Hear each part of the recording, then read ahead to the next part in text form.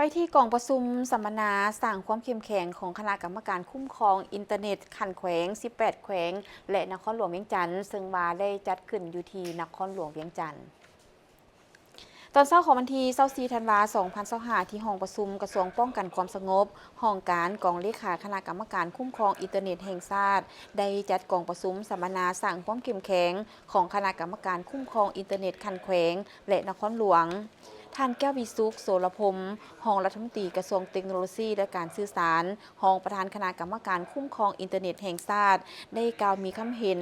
โดยได้เน้นหนักความหมายความสำคัญต่อการสร้างความเข้าใจกลไกการตอบโต้สื่อสังคมออนไลน์ทั้งเสริมสร้างทักษะปลูกจิตสำนึกในเวียกงานความปลอดภัยทางไซเบอร์เพื่อเป็นการสร้างความอาจสามารถในแขนงการเข้าใจภัยคุกคามและภัยอันตรายต่างๆเพื่อนำไปเผยแพร่ความรู้แก่สังคมเพื่อลดพรความเสี่ยงต่างๆที่อาจเกิดขึ้นกับตน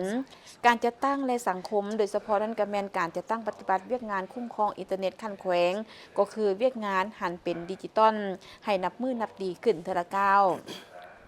พร้อมนั้นทานยังยกให้เห็นถึงความหมายความสำคัญและความเอาใจใส่อย่างเป็นเอกภาพต่อกับเวียกงานคุ้มครองอินเทอร์เน็ตในทั่วประเทศก็คือการพัฒนาเวียกงานการคุ้มครองการพัฒนา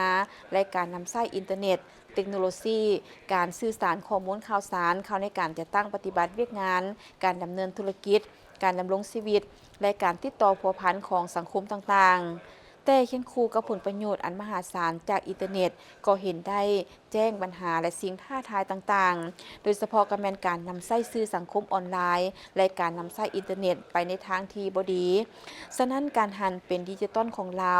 ซึ่งถือเป็นอันรวมที่มีพื้นฐานโครงสร้างจากการพัฒนาอินเทอร์เน็ตซึ่งมันได้สุกยู่การเติบโตทางด้านเศรษฐกิจอย่างแข็งแรงโดยเฉพาะภายหลังการระบาดของพยาธิโควิด -19 ที่ให้ทุกภาคส่วนเห็นถึงความสำคัญของการพัฒนาและนำใช้เทคโนโลยีการสื่อสารและดิจิตอลอยู่ทุกของเขตการหันเปลี่ยนทางด้านดิจิตอลในสาธารณรัฐประชาธิปไตยประชาชนลาวจะช่วยให้การค้าการชำระแบบบ่ใช้เงินสดและการให้บริการสาธารณะมีประสิทธิภาพหลายขึ้น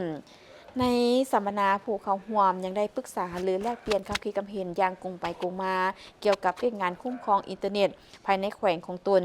วิธีการประสานงานระหว่างคณะกรรมการคุ้มครองอินเทอร์เน็ตและรวมทั้งข้อสะดวกและข้อยุ่งยากในการจะตั้งปฏิบัติเวียกงานดังกล่าวเพื่อให้มีกลไกการประสานงานโรงเรียนการแก้ไขปัญหาและการให้ข้อมูลข่าวสารที่ถูกต้องและทันกับสภาพการ